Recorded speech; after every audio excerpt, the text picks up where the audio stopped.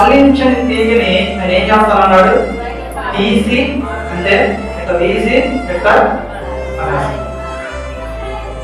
ఈ వస్తువు ఇక్కడ ఉంది, ఇది తీసి ఇక్కడ కింద పడేది ఏమైపోతుంది? ఏమైపోతుంది? ఏమైపోతుంది? ఈ వస్తువు పగిలిపోతుంది. మరి యేసుక్రీస్తు ప్రభువారు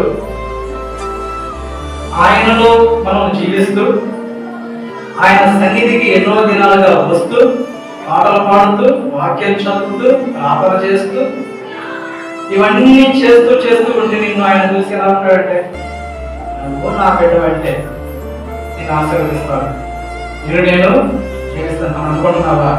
అయ్యా ఇది పైకినయ్యా అయ్యా అమ్మ వచ్చారు నాకు ఏదే ఉండదు నాకు అని.